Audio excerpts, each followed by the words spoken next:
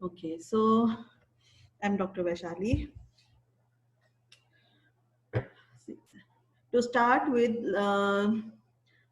we should know what diarrhea actually is. Okay, so diarrhea means too frequent and often too precipitate passage of poorly formed stools.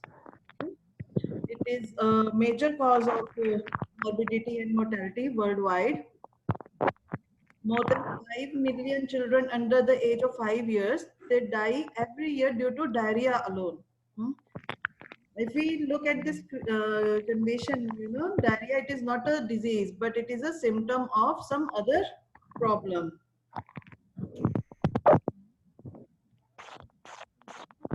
What can be the causes of diarrhea? Hmm?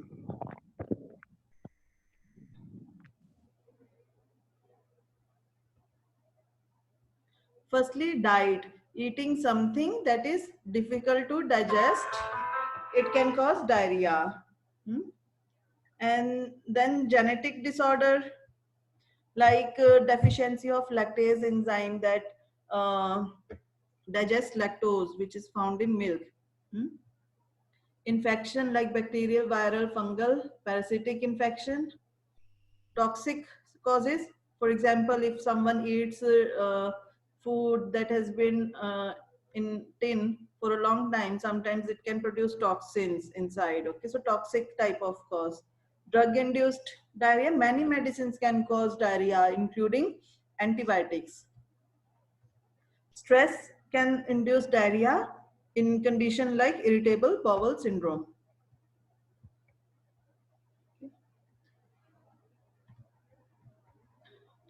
If we look at the pathophysiology, there can be four main causes of diarrhea. One is increased osmotic load inside the lumen of the intestine, which results in retention of water within the lumen.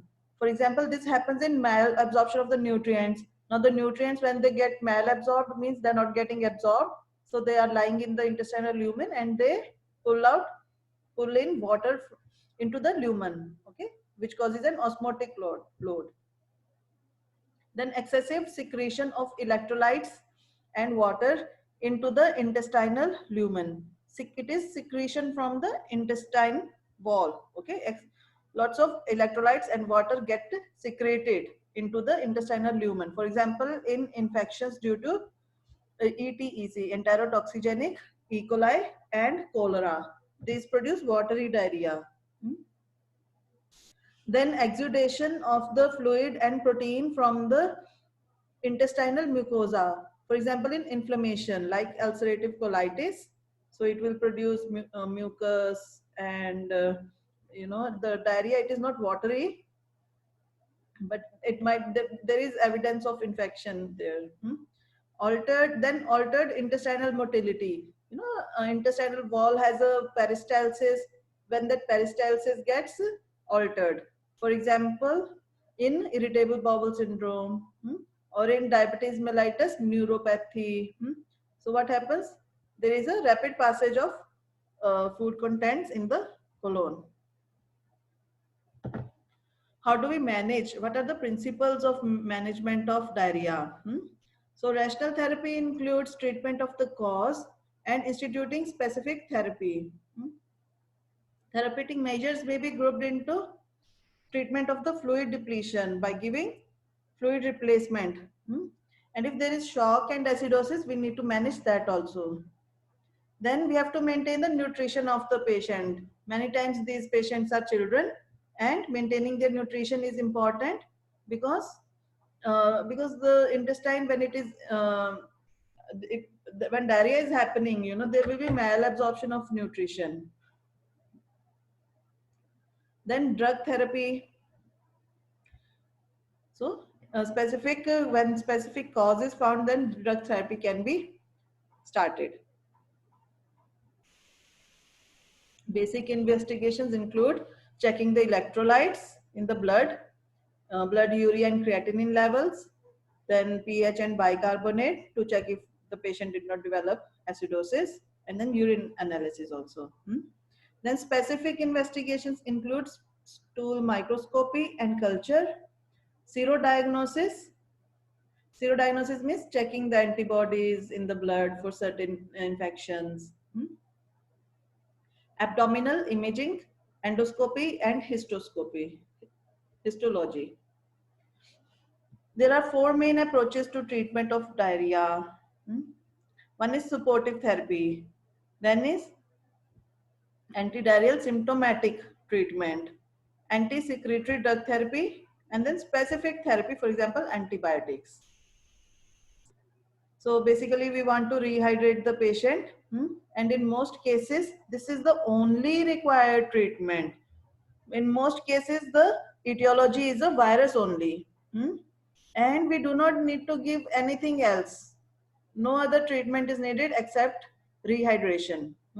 So rehydration, it can be done orally if the patient is ingesting the fluids, or it can be given intravenous.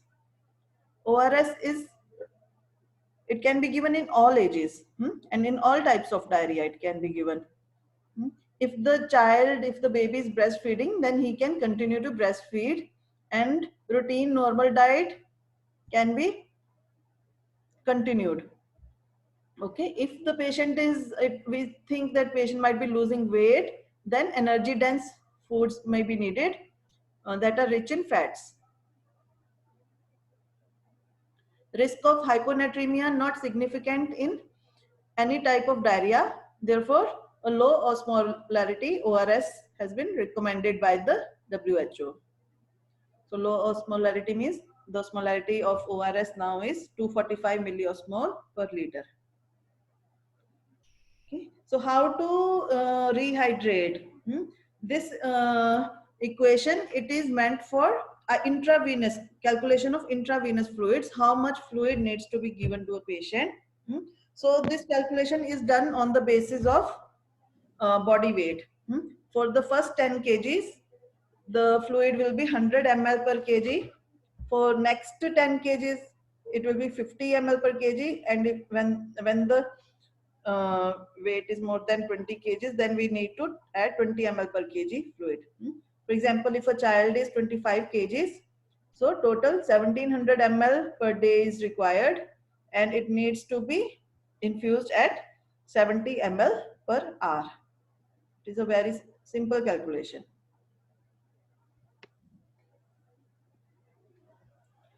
Okay. Now, intravenous rehydration, it is needed only if the fluid loss is severe. More than 10% of the body weight has been lost, or the patient is losing it fast. For example, more than 10 ml per kg per hour is being lost, or patient is unable to take enough oral fluids due to weakness, stupor, or vomiting. Fluids can be given in the form of ringer lactate or normal saline. Volume equivalent to 10% body weight should be infused over 2 to 4 hours. Subsequent rate of infusion is matched with the rate of fluid loss. And oral rehydration, this is the constitution of oral rehydration. Sodium chloride 2.6 gram per liter, potassium chloride 1.5 gram per liter, glucose 13.5 gram per liter, trisodium citrate 2.9 gram per liter. Okay, it is considered that ORS is the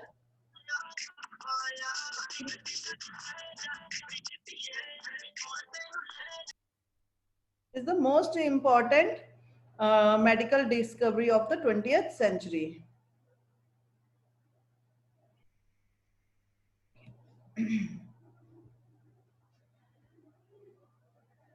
How to administer ORS?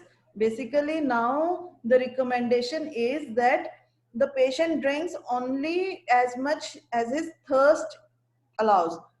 Earlier, we used to say that drink one bottle in this many hours, 1 liter in this many hours. But now it is encouraged that only drink whatever is required. And how it is known?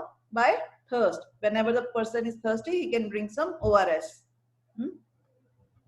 So basically, ORS can be taken at a half to 1 hourly interval, and it should be discarded after 24 hours. Within it should be either used in 24 hours. If there is some leftover, it should be discarded.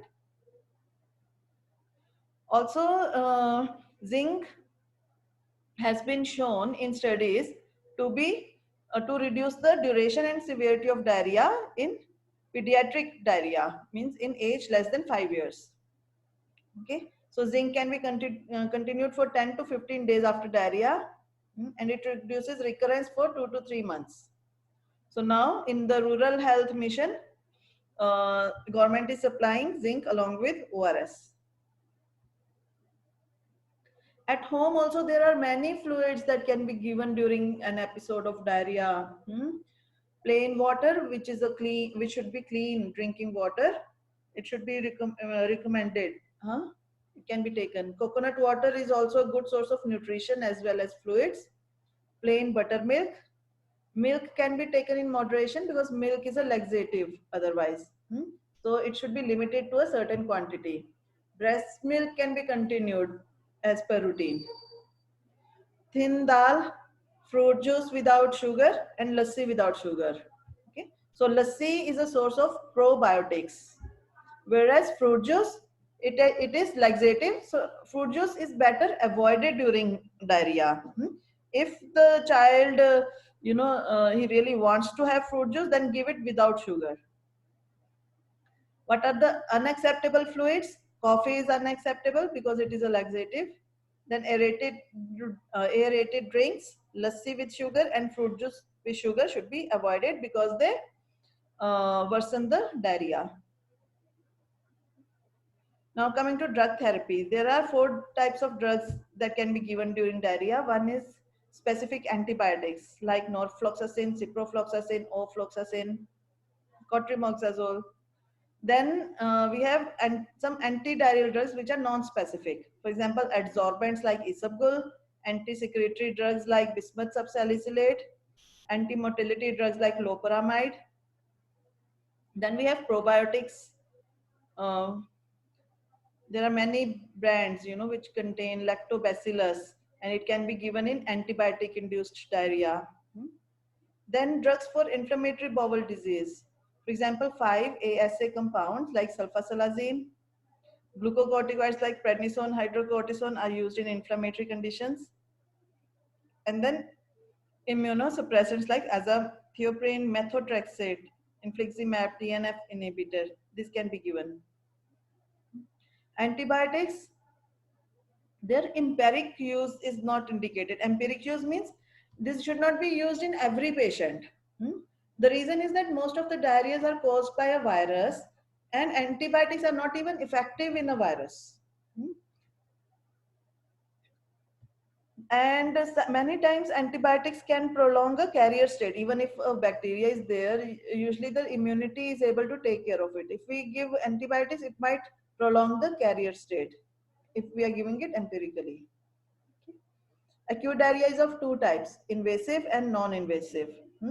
So on the basis of symptoms of acute diarrhea, we can understand whether it is invasive or non-invasive. Invasive means that is crossing the abdominal, the intestinal wall, and non-invasive is when uh,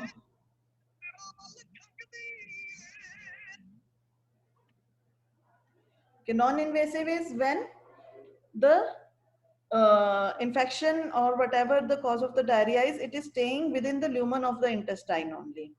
So how we will recognize this clinically? Invasive, small volume stools with mucus or blood will be there, abdominal cramps, urgency, fever, but no vomiting. In these cases, antibiotics will be needed. But in non-invasive type of diarrhea, diarrhea will be a watery diarrhea. There will be no mucus or blood. It will be dehydrating. Vomiting will be present, periumbilical cramps, but little or no fever. In these cases, ORS is all that is needed.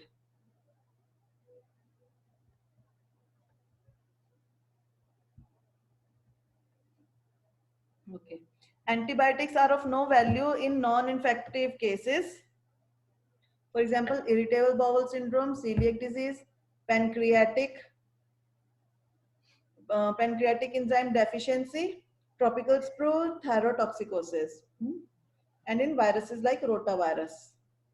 So antibiotics have a limited use in diarrhea. We should not prescribe antibiotic in every case of diarrhea. Antibiotics are useful in severe cases. For example, salmonella.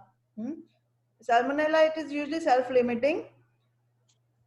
Salmonella means Salmonella typhoid. Earlier, what they were doing is for every case of Salmonella, even mild, moderate, or severe, we were giving antibiotics. Now, in mild cases, it's not really recommended because if we check a patient for Vidal test, or in many cases, the titer comes to be around 1 is to 80, or 1 is to 160, but the patient is asymptomatic. Okay, so these cases they recover by themselves, mild cases. Okay, antibiotics should be restricted to severe cases or in infants, elderly, or immunocompromised children, immunocompromised people, patients. Okay, so for salmonella we have quite a many antibiotics like ciprofloxacin, azithromycin, ceftriaxone. Okay. Then we have traveler's diarrhea. In traveler's diarrhea also earlier we were not giving antibiotics, but now we have started giving antibiotics. Why? Because now it has become known that some antibiotics they reduce the duration of the illness. Okay. So pathogen in traveler's diarrhea is usually ETEC, Campylobacter, or it is a virus. So rifaximin has also come into use now. Uh, it is a minimally absorbed oral rifaximin against E. coli and other gut pathogens. So it is been approved by FDA for empiric treatment of traveler's diarrhea. Traveler's diarrhea means when a patient is traveling from a developed country into an underdeveloped country and he develops diarrhea, it is considered to be traveler's diarrhea. Okay, so rifaximin has been approved for empiric treatment. Empiric means all cases of traveler's diarrhea. The dose is 400 milligram 3 times a day for 3 days. Side effects are flatulence, abdominal pain, defecation, urgency, and headache. Now, in invasive diarrheas, antibiotics are useful. Severe cases with blood and mucus in stools, fever, cramps caused by EPEC, Shigella, non-typhoid Salmonella, Yersinia, and Enterocolytica. Treatment is with ciprofloxacin, ofloxacin, norfloxacin, cotrimoxazole, or doxycycline for symptom relief, okay, and also to eradicate pathogen.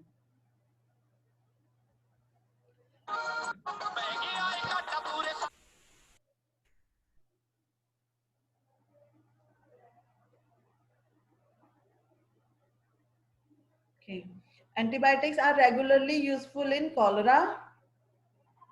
ORS is life-saving because a lot of fluids are lost in cholera. It causes, you know, rice water stools.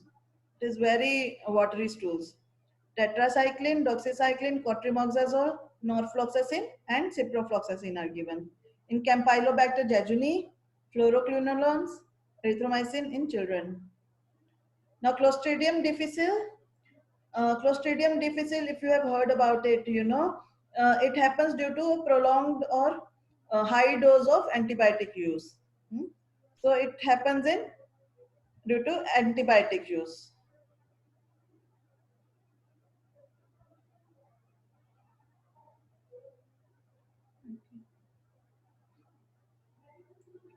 Then diverticulitis, tetracycline, metronidazole, and in amoebiasis or giardiasis, it is metronidazole.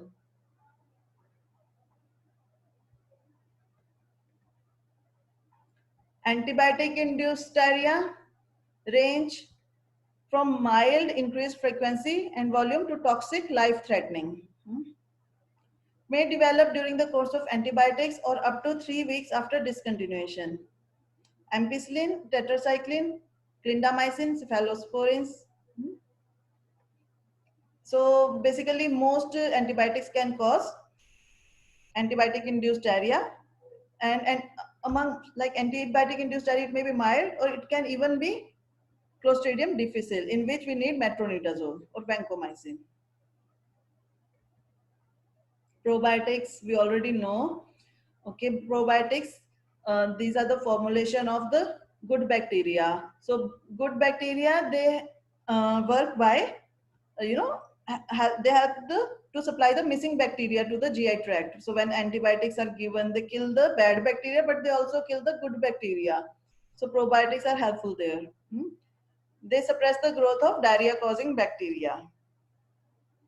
Okay, so here are some of the preparations. Adsorbents. Adsorbents coat the walls of the GI tract, absorb the causative bacteria or toxin, which is then eliminated through the stool, inhibit prostaglandin synthesis and chloride secretion. The examples are Pepto-Bismol, which is available in Western countries but not in India. Activated charcoal, aluminum hydroxide. So it is said that adsorbent medicines, they should not be taken within 2 hours of other medicine.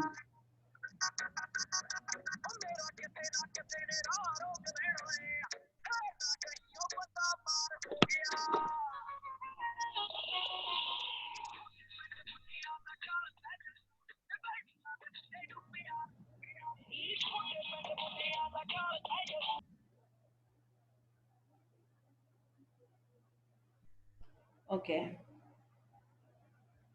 Okay. So anti-secretory drugs, Resicadotril is converted to thiofen. It prevents degradation of endogenous enkephalins. It decreases intestinal hypersecretion without affecting motility.